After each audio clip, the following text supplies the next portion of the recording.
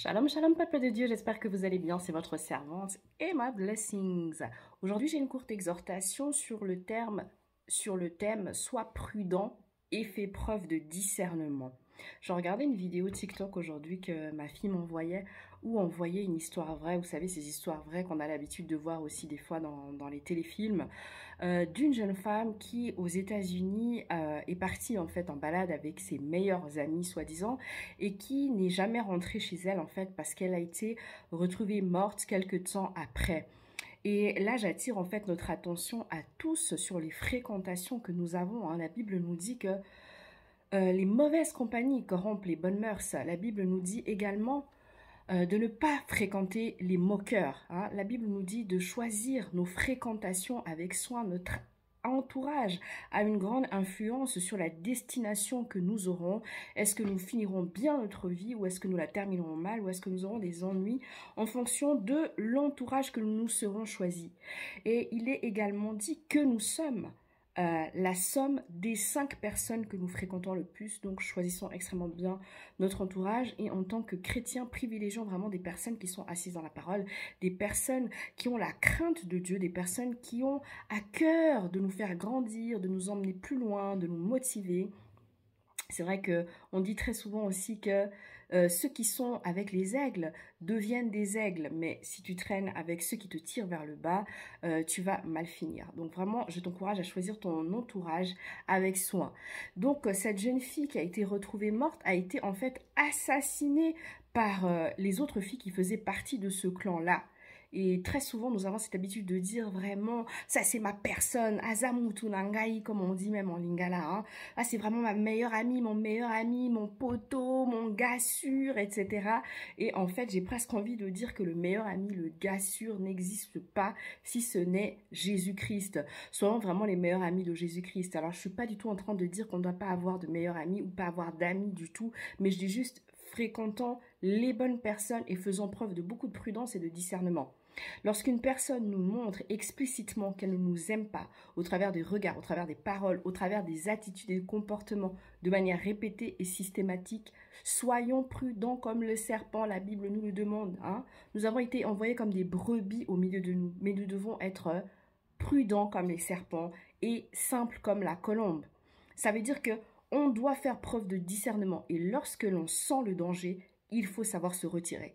Ne restons pas dans des relations par pur sentiment, par pure habitude. Nous ne disons pas non, en fait, elle m'avait juste regardé mal comme ça, mais ça va changer. En fait, il a juste parlé de moi mal cette fois, mais voilà, il est désolé, il ne le pensait pas. En fait, prions pour les personnes qui nous entourent.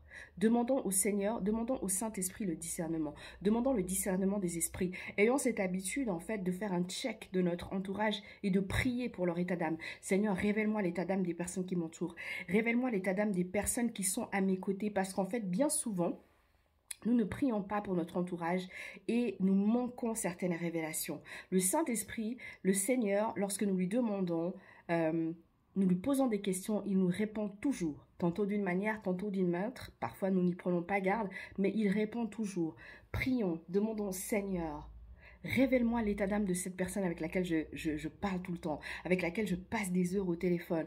Révèle-moi l'état d'âme de cette personne. Soyons prudents comme des serpents. Beaucoup de personnes sont mal intentionnées. Beaucoup de personnes vivent dans le mensonge. Elles nous sourient, mais en réalité, leurs cœurs ne sont absolument pas là.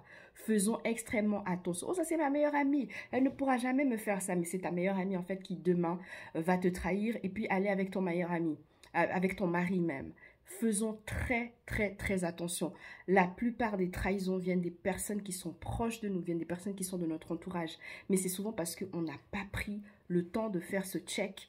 On n'a pas pris ce temps avec le Seigneur pour qu'il nous révèle quelles sont ces personnes qui font partie de notre entourage et pour voir aussi ce que le Seigneur pense de cette relation que nous avons avec telle ou telle personne. Donc cette jeune fille, je reprends l'exemple de cette jeune fille, se retrouve dans les bois avec ses deux soi-disant meilleurs amis et finalement elles finissent par la poignarder. Et je suis sûre que si nous faisons vraiment une analyse de ce qui s'est passé dans leur relation, on retrouvera certainement à la base de la jalousie. La jalousie est un grand péché. Et à chaque fois que vous fréquentez une personne qui est jalouse de vous, faites extrêmement attention. C'est par jalousie que Caïn a tué son propre frère Abel. Donc on parle d'histoires qui datent depuis la nuit des temps. Déjà dans l'Ancien Testament, on voyait ce genre de choses. Donc à combien plus forte raison aujourd'hui, alors que vraiment le mal a conquis l'humanité, nous pouvons assister à ce genre de triste scène. Faisons très attention. Il y a énormément de jalousie. Beaucoup de personnes ne sont pas contentes du succès que tu peux avoir. Beaucoup de personnes ne sont pas contentes de la grâce que tu peux avoir. Et chaque fois que tu constates ce genre de comportement, il faut t'éloigner. Je ne dis pas qu'il faut détester, je ne dis pas qu'il faut bloquer, je ne dis pas qu'il faille forcément garder la rancune, la haine, mais il faut t'éloigner, il faut te préserver. Garde ton cœur plus que toute autre chose.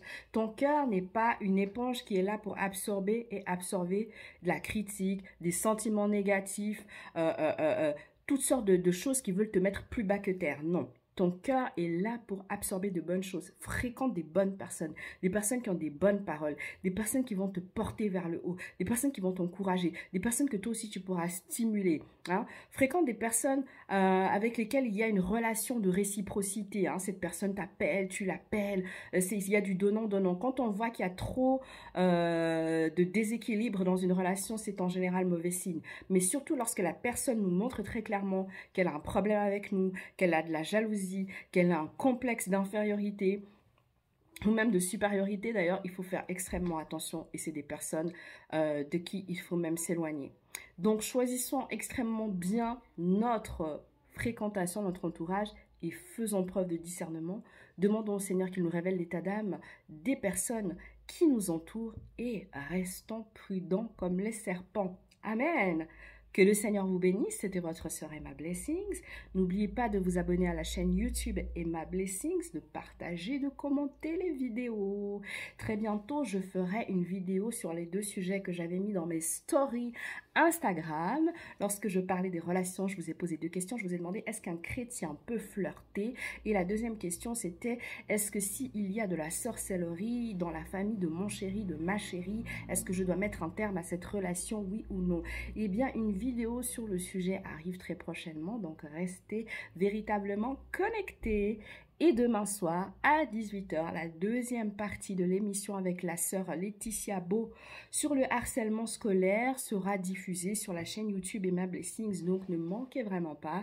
J'attends vos commentaires, vos partages et vos likes également.